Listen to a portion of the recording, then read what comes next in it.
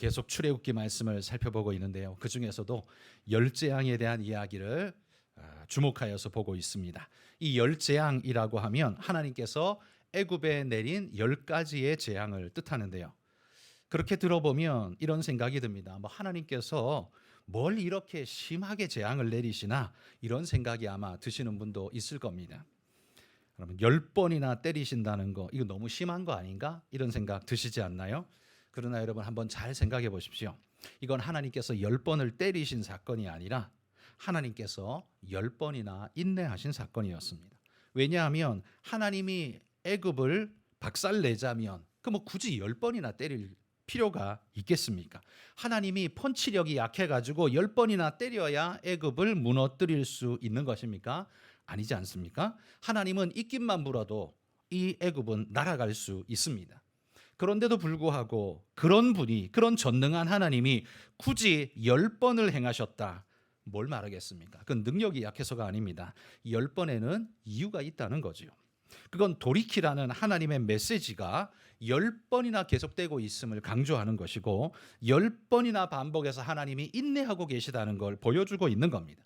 이렇게 고집스럽고 거짓말로 약속을 계속해서 번복하고 있는 이 불의한 자를 10번에 걸쳐서 계속해서 기회를 주고 계신 분이 하나님이시다라는 말이에요. 또한 이 마지막 재앙이 너무도 야속하게 장자를 죽이는 재앙이지 않습니까? 그 죄 없는 어린 아이를 왜 죽입니까? 이런 생각이 우리는 먼저 들지요. 너무 심한 심판 아닌가라는 생각이 듭니다. 그러나 여러분 이 마지막 재앙의 특징은 대속이라는 것을 보여주는 재앙이기도 하지만 교육이기도 합니다. 여러분 생각해 보십시오. 애굽이 하나님께 끝까지 대적하고 10번이나 약속을 어기는 것은 왕 대신 그것도 인간이 아니라 하나님이신 그분의 약속을 10번이나 계속해서 어기고 기만하고 있는 것은 이거는 거의 능지처참해야 할 대죄가 되지 않을까요? 고대 사회에 왕을 기만하는 행위는 그 자체로 죽어 마땅한 죄라고 할 것입니다. 그런데 그게 한 번이 아니라 10번이나 반복되고 있다면 그건 한 사람의 죽음이 아니라 그 가문 전체를 멸해도 왕이 그 분노로 그 가문 전체를 멸한다 해도 할 말이 없는 죄가 될 것입니다. 그런데 하나님은 그 죄를 가족 모두를 죽임으로 나타내는 것이 아니라 대표로 한 사람만 죽이셨습니다. 그게 바로 장자였다는 거죠. 왜냐하면 장자는 그 가족의 대표이고 가족 미래의 대표이기 때문에 그렇습니다. 그래서 그가 죽었다는 건 가족 전체가 죽었다는 것을 의미하는 것이거든요. 하나님은 모두를 죽이는 대신에 모두의 죽음을 의미하는 그 의미만 전달하면서 그들이 깨닫고 돌아서기를 원하셨다라는 겁니다. 그러니 이 마지막 재앙 속에서도 우리는 하나님의 긍휼을 볼 수 있다는 말이죠. 하나님은 이 순간에도 역시나 죄인들에게 진노 중에라도 긍휼을 잊지 않으시는 그 하나님의 모습을 보여주고 계시다라는 겁니다. 그런데 여러분 이 10번째 내려진 재앙은 다른 재앙과는 좀 다른 특징을 가지고 있습니다. 다른 재앙은 애굽에 쏟아붓는 하나님의 심판이었습니다. 그래서 계속해서 애굽 왕 바로에게 말하고 있습니다. 그게 이 9번째까지의 재앙의 특징이었죠. 그런데 이 10번째 재앙만큼은 이제는 더 이상 바로에게 말하는 게 아니라 오히려 이스라엘에게 포커스를 두고서 말하고 있다는 겁니다. 다른 재앙들은 이스라엘을 오히려 관심 없게 지나간 것 같아 보입니다. 하나님이 이스라엘을 관념하지 않으셨던 것 같습니다. 단지 재앙에서 열애시켰을 뿐 재앙의 이유와 목적에 이스라엘은 언급되지를 않았습니다. 그런데 이 10번째 재앙을 내리면서는 그 메시지를 애굽에다가 내리는 게 아니라 이스라엘에다가 집중하고 있다는 사실에 우리는 주목해야 합니다. 11장에 보면 애굽의 10번째 재앙 곧 이 장자의 재앙을 내가 내리겠다라는 선언을 11장에서 하고 있죠. 그런데 12장에 가면 그 재앙이 이스라엘에게 어떤 의미인가를 말씀하고 있습니다. 그러니까 이 10번째 재앙은 더 이상 애굽에 관심을 갖지 않고 이제부터는 이스라엘에 관심을 두며 그들에게 말하고 계신 하나님의 모습을 발견한다는 거죠. 그러니까 이 10번째 재앙은 애굽에게는 장자의 죽음의 심판이었지만 이스라엘에게는 유월절 절기 예식으로 그 백성을 새롭게 하는 예식으로 하나님께서 그들에게 주셨다. 그래서 이 예식은 구원사적 큰 의미를 갖는 그런 예식이었다라는 사실입니다. 그러니까 이 재앙은요, 단순히 징벌만을 목적으로 하고 있지 않다는 겁니다. 하나님은 징계 속에서도 하나님의 뜻, 하나님의 공의를 나타내고자 하는 새로운 구원의 징표로 또한 하나님이 이끌어 가신다는 모습을 볼 수 있습니다. 자, 그렇다면 여러분, 이 10번째 재앙, 이 유월절 의식, 이건 도대체 어떤 의미이길래 하나님이 이렇게도 중요하게 이스라엘 백성에게 말하고 있는 걸까요? 애굽에게는 징벌에 지나지 않는 일이었지만 이스라엘에게는 구원의 증거로 나타내고 있음을 12장에서 아주 강조하고 있다는 거예요. 그럼 이게 도대체 어떤 의미이길래 하나님은 이렇게나 강조하고 계신가? 저는 이 유월절 예식을 통해 하나님께서 이스라엘에게 그리고 믿는 우리에게 세 가지의 메시지를 주고 있다라고 생각합니다. 첫 번째는 뭐냐면 하나님이 이렇게 말씀합니다. 이 달을 너희에게 해의 첫 달이 되게 하라, 이렇게 선언하고 계시죠. 여러분, 이스라엘은 애굽 땅 안에 살면서 그들에게도 달력이 있지 않겠습니까? 그래서 몇월달, 아비벌 이런 단어 쓰잖아요. 그러니까 달과 날이 있었어요. 나름대로 계산하는 역법이 이 애굽 시대 이때에도 있었다는 말입니다. 여러분, 이 우리나라도요, 이 조선시대 초기 같은 경우에는 전부 중국의 역법을 그대로 가져다가 썼었습니다. 나중에야 우리나라 것으로 수정을 하기는 했지만 이전에는 전부 중국 걸 썼습니다. 왜? 대국의 영향력이 그 일대를 전체를 호령하고 있기 때문에, 그리고 그 역법을 만든다는 건 그 보통 일이 아니었기 때문에 천문학적 뛰어난 지식이 있어야 그게 가능하니까 주변의 보통 나라들은요, 그냥 차용해서 그냥 쓰는 것이 전부죠. 우리나라도 그러했던 것처럼 이스라엘도 그 애굽 그 시대에도 당연히 중심국이었던 애굽이 쓰는 그 달력을 그 주변에서도 다 같이 사용하고 있었습니다. 그걸 우리는 보통 그냥 그 시대 민간역, 일반에서 쓰는 달력이라고 이렇게 부릅니다. 그런데 이스라엘 백성은 그 당시에 어디 살았습니까? 애굽 땅 안에서 종살이했죠. 그러면 달력은 어떤 달력 썼겠습니까? 당연히 애굽이 쓰는 그 달력을 사용했을 겁니다. 해 계산법을 사용했을 거라는 말이죠. 그런데 하나님이요, 이 유월절 이 예식을 치르면서는 놀랍게도 이 달을 해의 첫 달이 되게 하라라고 하나님이 선언하고 계시는 겁니다. 그러니까 이전에는 세상의 역사 속에 묻어가던 이스라엘이었지만 이제는 내가 너를 구별하여 내어서 하나님 앞에서 독특한 너희만의 하나님 안에서의 달력으로 새로운 계산법으로 하나님의 역사로 너희를 계산해 나가겠다라고 하나님이 그들을 불러내고 계신 거라는 말입니다. 그러니까 이 세상의 그 일반 역사 속에 묻어가던 이스라엘을 분리해 하나님의 역사로 다시 세우시는 모습을 볼 수 있죠. 이 유월절이 있었던 그때에 그 당시에 애굽의 민간 달력으로는 그 유월절이 있었던 달이요, 7월 달이었습니다. 7월 달. 그들도 역시나 12해로 12달로 나누어서 쓰는데 7월 달이었어요. 그런데 하나님은 이 7월 달에 유월절을 명하시면서 이 달을 너희의 정월 1월이 되게 하라라고 만드셨다, 말씀하셨다는 거예요. 이게 무슨 의미겠습니까? 이제부터는 이스라엘의 역사는 세상이 끌고 가는 역사가 아니라 하나님이 끌고 가시는 새로운 역사가 될 것임을 나타내는 것 아니겠습니까?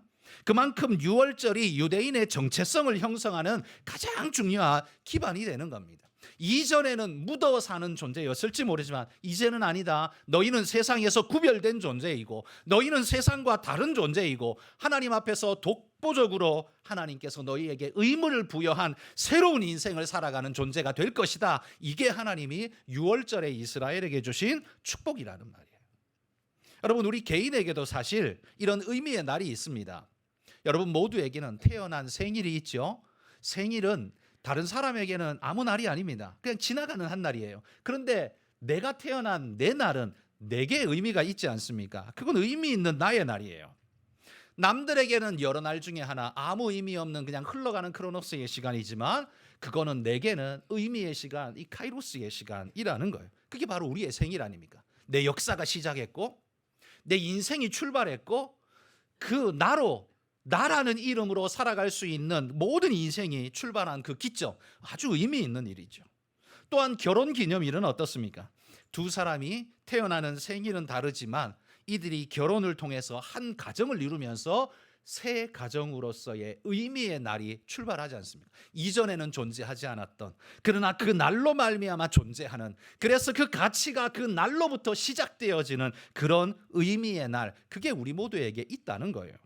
마찬가지로 하나님께서요, 유월절의 날을 해의 첫 달이 되게 하라라는 바로 이 말은 유월절을 이스라엘의 의미를 세우는 날이 되게 하겠다라는 하나님의 선포인 거죠. 이스라엘을 이야기할 때요, 이 유월절을 빼고는 해석이 안 됩니다.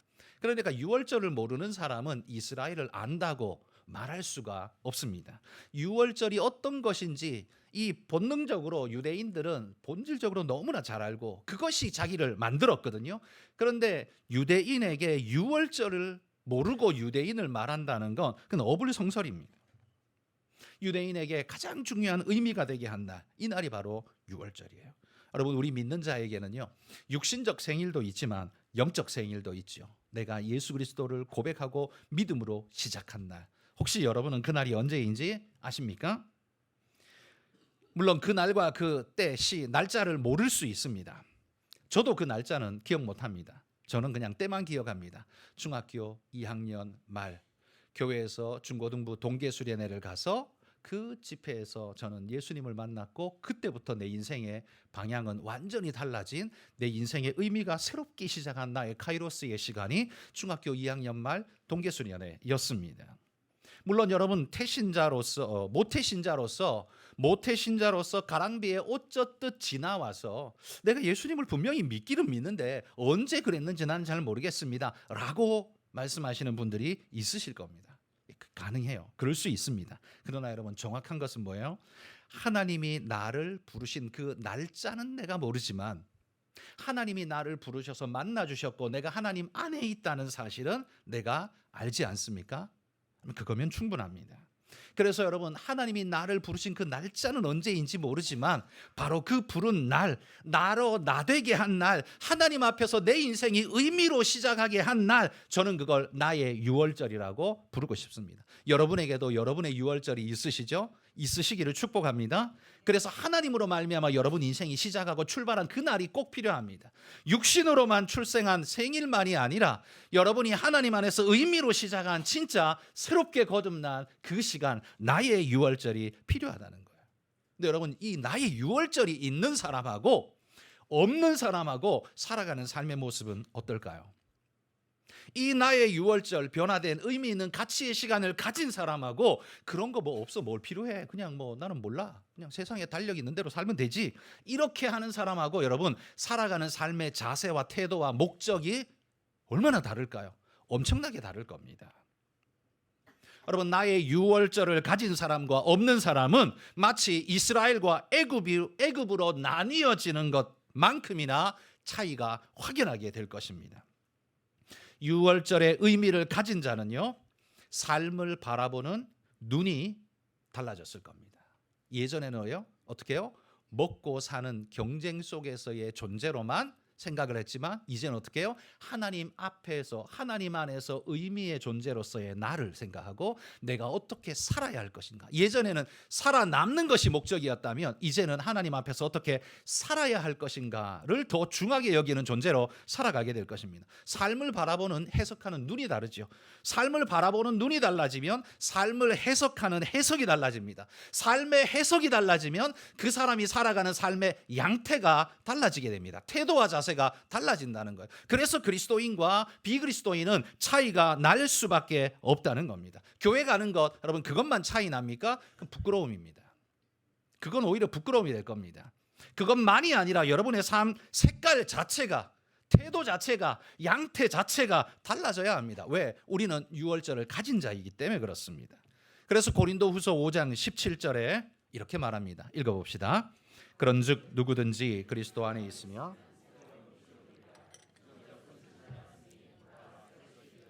사도 바울이 이렇게 말합니다. 그리스도 안에 있으면 우리는 뭐라고요? 새로운 피조물이라. 우리는 하나님의 유월절을 가진 존재라.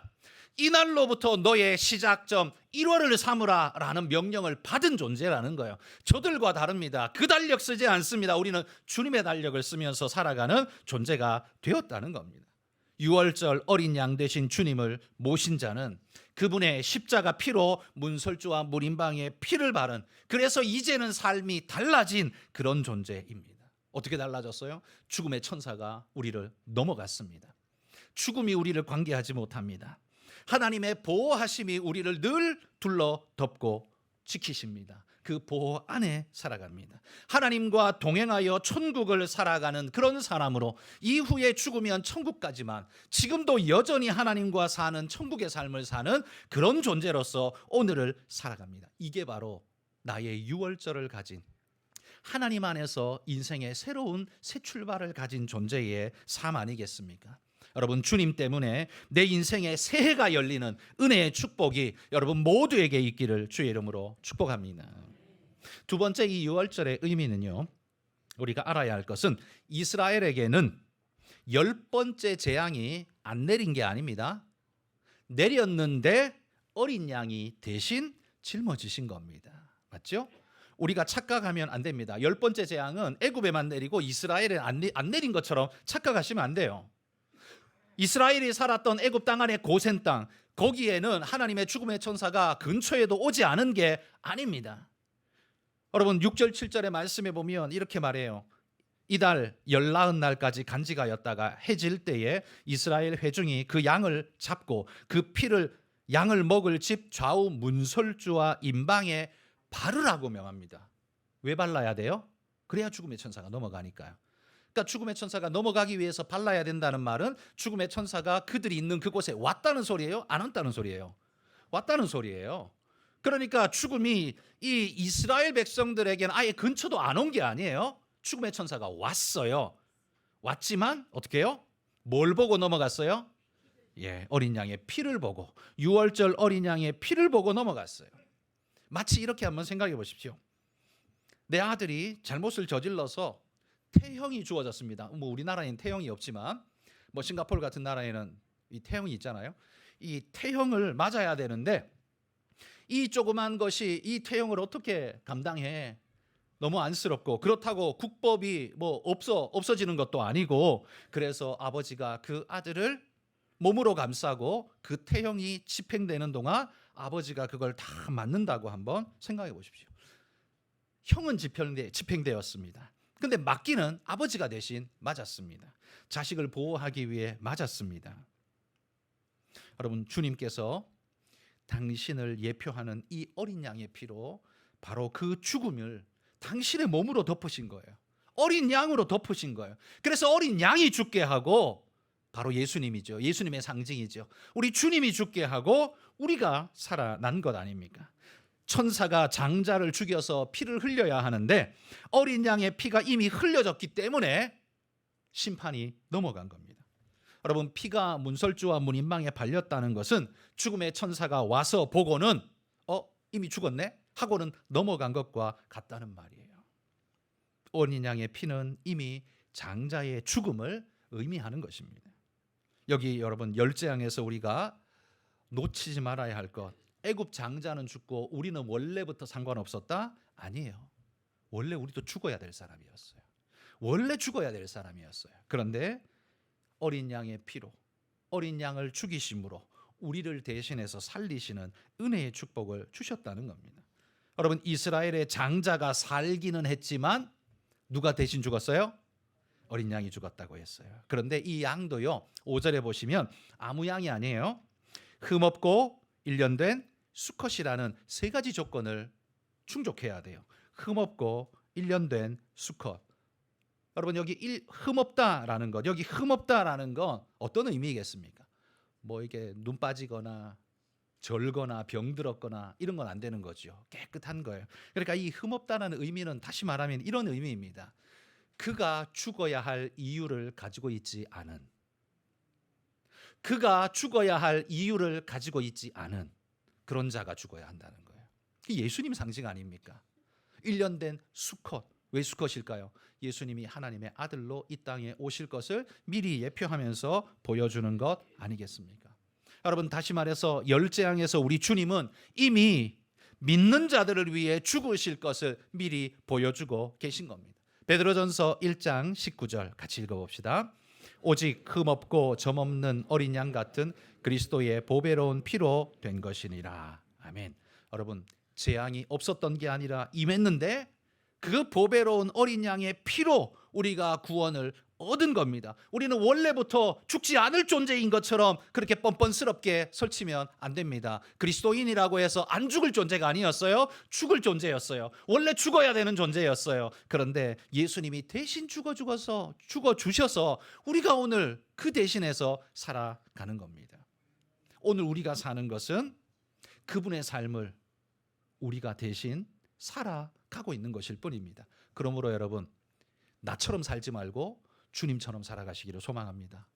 남아있는 내 삶은 내 삶이 아니라 주님 대신에, 나 대신에 주님이 죽으셨기에 나도 내가 사는 건 이제 내가 내 걸 사는 게 아니라 주님 걸 내가 사는 거기 때문에 주님 닮아 살아가는 일꾼 되시기를 축복합니다. 세 번째, 이 유월절의 의미는요, 미리 준비된 양을 드렸다라는 사실을 우리는 기억해야 합니다. 여러분, 유월절의 양은요, 양무리에 손 집어넣어 가지고 아무거나 걸리는 대로 하나 잡아 가지고 제사로 바치는 게 아닙니다. 3절에 제가 좀 전에도 말씀드렸다시피 흠없는 1년 된 수컷을 1월 10일에 그달 10일에 딱 선별해 보고, 흠이 없는 1년 된 게 뭐야? A, B, C, D 얘들이 흠이 1년 된 거예요. 그럼 그 중에서 제일 흠 없는 게 뭐야? 찾아보고 그 중에 또 수컷은 뭐야? 찾아가지고 그것만 따로 떼어서 다른 데다가 보관하는 거예요. 양무리에 같이 섞어 놓지 않고 다른 데다가 4일 동안 따로 보관하는 거예요. 구별하는 거죠. 이 4일 동안 이 양에게 양 먹이를 먹일 때 그 먹이는 최고의 먹이를 먹이면서 이 양은 우리를 대속하는 대속의 양으로, 하나님이 구별하신 거룩한 양으로 그렇게 4일 동안 먹이고 6월절 날 이 양을 잡게 되는 겁니다. 여러분, 제가 어릴 때 한 40년 훌쩍 벌써 전에 제가 어릴 때 어머니 손잡고 닭을 한 마리 사러 갔었습니다. 옛날에는 다 그냥 시장이었잖아요. 시장통에 저희가 살았던 그 동네에도 시장이 큰 게 있었습니다. 큰 시장에 닭집이 여러 개가 있는데 거기에 닭 한 마리 사러 갔는데, 지금이야 뭐 전화만 하면 프라이드 치킨이 날아오지만 그때는 그게 아니죠. 닭 한 마리 사러 가는데요. 닭 한 마리 주세요 하니까 이 주인이 옆에 철제 닭장에 그냥 퍼덕퍼덕거리는 거 아무나 한 마리 잡아가지고 날개 잡아가지고 꺼내 와가지고는 목을 비틀더니만 목을 칼로 따버리더라고요. 따버리더니만 그 다음에 철제 통에다가 집어넣고 발로 꾹 밟아요. 피를 빼는 것 같아요. 그리고는 나는 그게 끔찍해서 그 다음부터는 안 봤어요. 안 봤는데 그렇게 해서 죽이고 머리를 따고 뭐 털도 뽑고 그렇게 해가지고 이제 고기를 이제 주는 거죠, 손님에게. 그렇죠? 그러니까 이 닭을 잡을 때도요. 그러니까 지금 닭보다 그때 닭이 훨씬 싱싱했을 거예요, 그죠? 바로 잡아서 우리가 먹었으니까 훨씬 싱싱했을 거예요. 그러니까 어쨌든 그냥 닭장에 손에 걸리는 대로 잡아서 줬어요. 그러나 여러분, 유월절 양은 절대로 걸리는 대로 잡는 게 아니에요. 걸린 대로 잡는 게 아니라 세 가지를 구별을 잘해서, 그것도 4일 전에 미리 딱 떼놔야 돼요. 이렇게 딱 떼놓은 걸 두고 뭐라고 말하냐면 거룩이라고 말합니다. 이게 양은 어떤 양이에요? 거룩한 양이에요. 얘가 도덕적으로 거룩하다는 소리예요? 아니요, 그런 거 아니고 하나님 용도로 구별되어진 존재, 그래서 거룩한 양이에요. 여러분, 성도가 왜 거룩합니까? 성도가 거룩한 건 딴 사람보다 착해서 거룩한 게 아니에요. 하나님 용도로 구별되어 따로 떼놓은 존재이기 때문에 그래서 거룩한 거지, 더 착해서 거룩한 게 아니에요. 이렇게 4일 전에 미리 딱 떼놓습니다.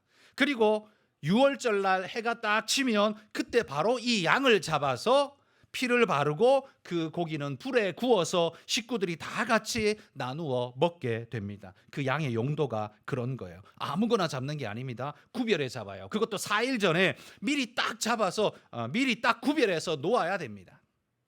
그런데 여러분, 예수님은 어떠셨을까요? 베드로전서 1장 20절 읽어봅시다. 그는 창세 전부터 미리 알린 바 되신.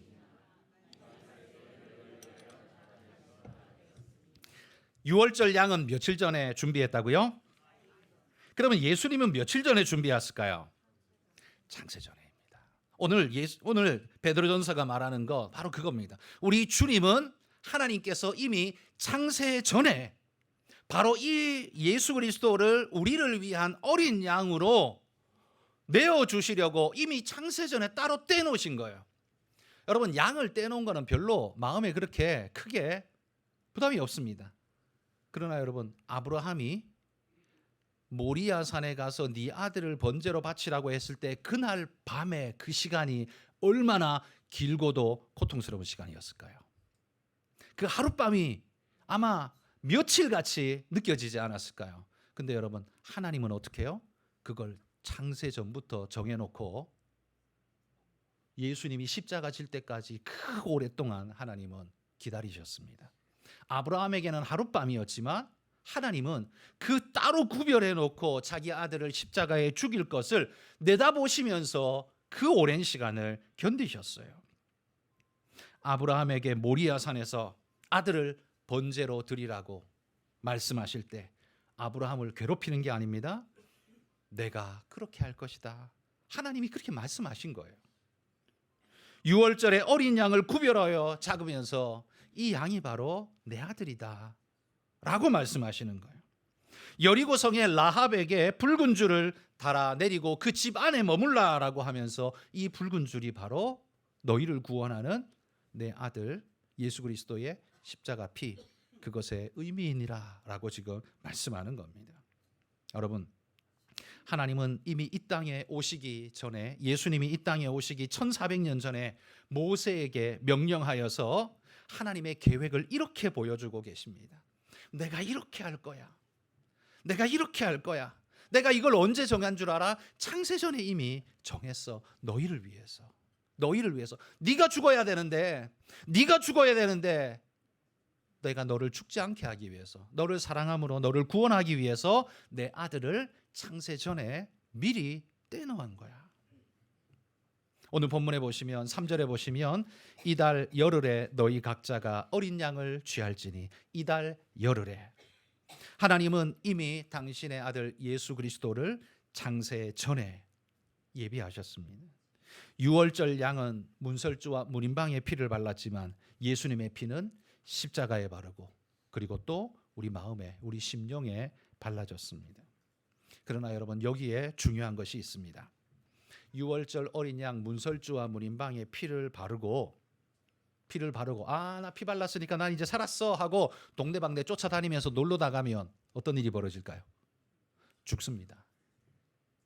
나는 문설주와 문인방에 피 발랐다고 나 할 거 다 했어. 자, 이제 나는 동네방네 돌아다니면서 놀 거야 하고 놀러 다니면 죽습니다. 어디 있어야 살아요?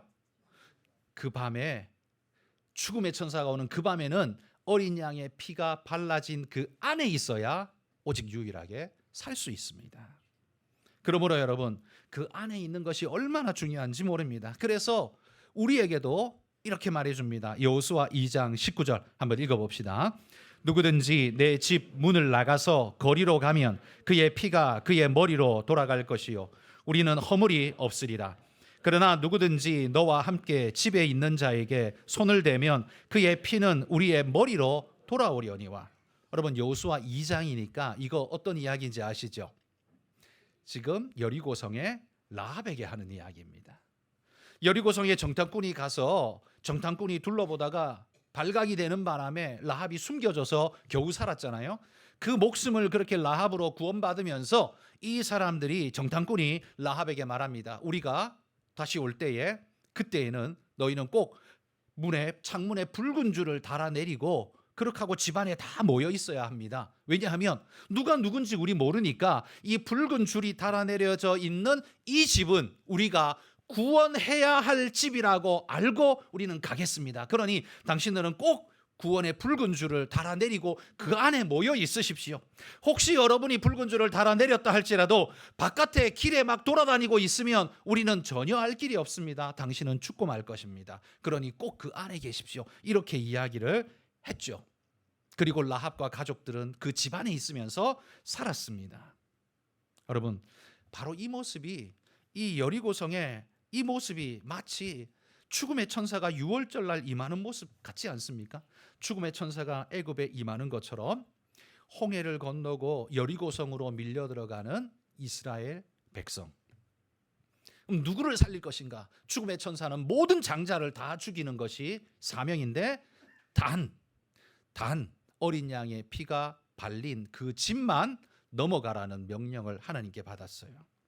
그러니까 여기 죽음의 천사같이 이스라엘 백성이 여리고성으로 몰려 들어갈 때 누구만 살 수 있느냐? 그 집에 붉은 줄을 달아내린 그 집 안에 있는 사람들만 살 수 있다는 겁니다. 그러므로 여러분, 우리가 예수님 안에 있어야만 살 수 있다는 사실 자명하지 않습니까? 여러분, 구원 얻는데 착한 것, 돈 더 잘 버는 것, 좀 더 잘생긴 것, 이게 관계합니까? 이 영향을 미칩니까? 아니요. 세상 사람들의 입장에서 보면 그래요. 저 그리스도인보다, 교회 다니는 저 사람보다 안 다니는 저 사람이 더 착한데? 그러나 하나님에겐 그 문설주와 문인방 어린 양의 피가 발려있지 않은 그곳은 죽음의 천사가 임할 수밖에 없습니다. 오직 예수님 안에만 구원이 있음을 여러분, 우리는 믿어야 합니다. 여러분, 기분 나쁘다고, 좀 불편하다고, 좀 손해보는 것 같다고 예수님 떠나가 버리면 어떤 일이, 누가 찾아와요? 죽음의 천사가 찾아옵니다. 그때는 갚을 수 없는 일이 벌어질 수 있지 않겠습니까? 여러분, 주 안에 거하시기를 축복합니다. 유대인들이요, 유월절을 지킬 때 무교병을 구워 먹습니다. 무교병이라는 것 자체가 누룩이 없는 걸로 빵을 만들었다는 거죠. 누룩 없는 빵이 무교병입니다. 사진에 한번 보여주시면 이걸 마차라고 부른다고 합니다. 마차라고 부르는데 유대인들은 이때 3개의 무교병을 만든다고 합니다. 지금도 뭐 그러는지 그건 정확히 알 수 없습니다만 3개의 무교병을 만드는데 이 예식 때는 3개의 무교병을 나란히 이렇게 놓으면서 예식에 사용되는 반드시 이 무교병 중에 가운데 것을 들고 그것을 부러뜨려서 예식을 진행한다고 합니다. 그래서 유대인 그리스도인들은요, 이 3개의 떡이 성부, 성자, 성령을 의미하고 그 가운데의 떡이 바로 2위 성자 예수님을 의미하는 거라고 그렇게 해석합니다. 여러분, 하나님은 애굽의 장자를 죽이는 이 마지막 재앙, 우리가 볼 때는 끔찍한 재앙인데, 여러분, 이게 하나님이 끔찍하셔서 끔찍한 일을 저지르는 게 아니라 오히려 우리를 구원하기 위해서 자신의 아들을 유월절 어린 양으로 내어주시는, 우리를 끔찍이도 사랑하시는 분으로 하나님이 우리에게 유월절을 주셨다는 사실을 기억하시기를 바랍니다.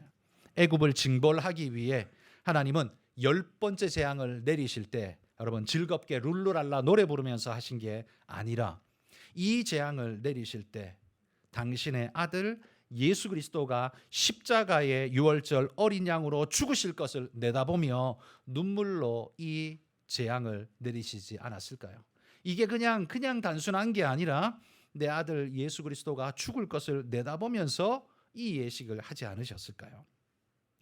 여러분, 열재앙은 심판이기도 합니다만 반대로 믿는 자에게는 구원이기도 합니다. 이게 원리입니다. 인생 마지막 순간, 우리 주님이 다시 오시는 날, 유월절처럼 오시는 그날, 그때에는 누군가에게는 주님 오심이 심판이 되고 누군가에게는 주님 오심이 구원이 될 겁니다.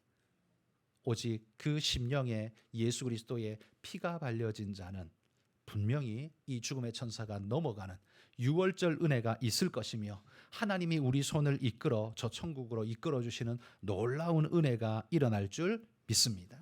기도하겠습니다. 하나님, 주님께서